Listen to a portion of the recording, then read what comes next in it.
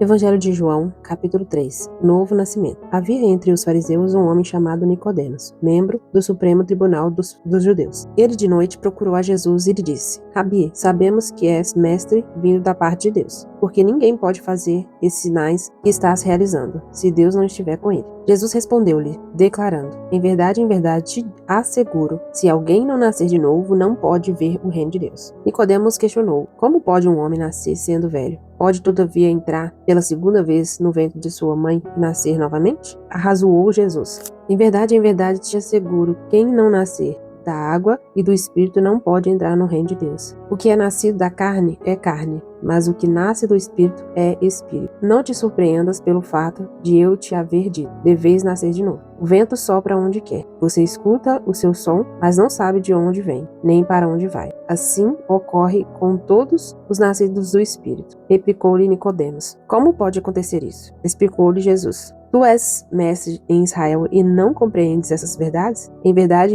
te asseguro que nós dizemos do que conhecemos e testemunhamos do que temos visto. Contudo, não acolheis o nosso testemunho. Se falando de assuntos da terra, não me credes? Como crereis se vos falar dos celestiais? Ninguém jamais subiu ao céu, a não ser aquele que veio do céu, o Filho do homem que está no céu. Assim como Moisés levantou a serpente no deserto, desse mesmo modo é necessário que o Filho do homem seja levantado, para que todo o que nele crê não pereça, mas tenha a vida eterna. Porque Deus amou o mundo de tal maneira que deu o seu Filho unigênito, para que todo aquele que nele crê não pereça, mas tenha a vida eterna. Portanto, Deus enviou o seu Filho ao mundo não para condenar o mundo, mas para que o mundo fosse salvo por meio dele. Quem nele crê não é condenado, mas quem não crê já está condenado, porque não acreditou no nome do Filho unigênito de Deus. E o julgamento é este, que a luz veio ao mundo, mas os homens amaram mais as trevas do que a luz, porque as suas obras eram más. Pois todo aquele que pratica o mal odeia a luz, e não se aproxima da luz, temendo que as suas obras sejam expostas. Mas quem pratica a verdade vem para a luz, para que veja claramente que as suas obras são realizadas em Deus. João Batista exalta Jesus. Depois disso, Jesus e seus discípulos foram para a terra da Judeia. Ali permaneceu com eles e batizava. E João também estava batizando em Enom, perto de Salim,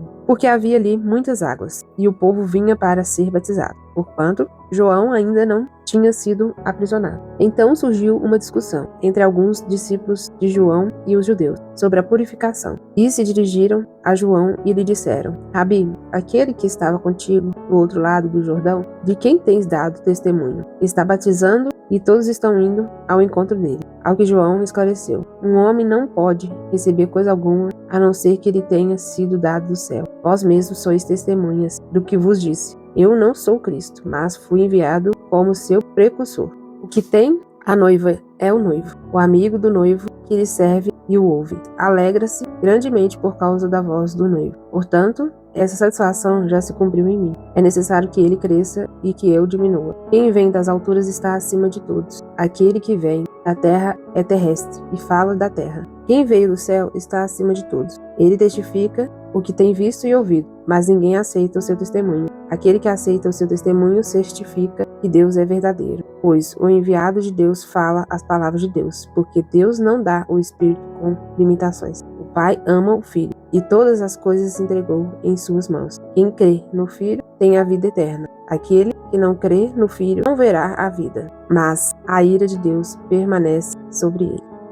Eu sempre achei interessante essa parte que fala assim: mas quem pratica a verdade vem para a luz, para que veja claramente que as suas obras são realizadas. E, ao contrário disso, são as pessoas que não gostam da luz. Por que elas não gostam da luz? Porque se houver luz na vida dela, as coisas ruins vão ser colocadas para fora, e ela não quer expor essas coisas fora. Eu acho isso muito profundo, porque as trevas que há em nós, as coisas ruins, todo mundo tem as suas trevas, as suas coisas ruins, os seus pecados, as suas dificuldades, mágoas, coisas sujas mesmo, sujeiras que nós temos nas nossas vidas. E quando nós aceitamos a Cristo, Ele vai limpando, mas sempre tem ali alguma coisa que precisa ser tratada. E você se humilhar e deixar Deus expor isso é muito desafiador. Não é para qualquer um. As pessoas não querem, elas querem esconder ali a sua sujeira e ficar escondida. Ninguém pode ver esse defeito meu, ninguém pode ver essa dificuldade. E não querem. Por isso que elas não querem a Cristo, porque elas sabem que Cristo chegando, Cristo dominando aquele lugar, se Cristo resplandece verdadeiramente numa pessoa,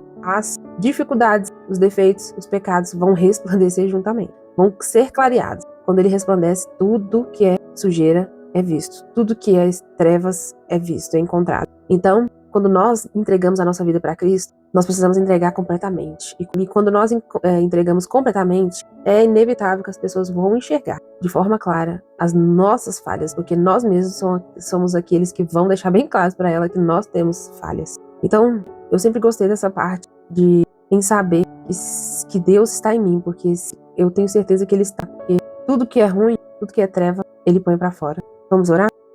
Senhor Deus querido e santo, nós te agradecemos pela tua palavra, nós te agradecemos pelo conhecimento que o Senhor nos dá dia após dia. Nós te pedimos, ó Deus, tem coisas ainda que estão ocultas, coisas que nós nem sabemos que existem em nós. E nesse dia nós pedimos que a tua luz venha resplandecer em nossas vidas, para que essas coisas venham ser claras, que essas coisas venham sair para fora, venham ser trazidas à tona, para que elas venham ser tratadas. O Senhor não expõe nada por acaso para envergonhar, o Senhor expõe para tratar, expõe a ferida para curar. Então, que o Senhor venha nos tratar, nos curar, nos transformar para que nós venhamos ser pessoas melhores. Por isso, nesse dia nós fazemos uma oração para que o Senhor fique à vontade, para ser luz em nossas vidas e que nós não tenhamos medo nem vergonha de que sejam expostas as nossas fraquezas, porque o Senhor é o Deus que nos justifica. O Senhor é o Deus que está conosco, independente do que as pessoas vão pensar das nossas fraquezas, nossas falhas, o Senhor está conosco e o Senhor ama é que nós sejamos tratados. O Senhor ama é que nós sejamos sinceros diante das pessoas, assim, diante dos outros, e não que nós fiquemos escondendo pecados, colecionando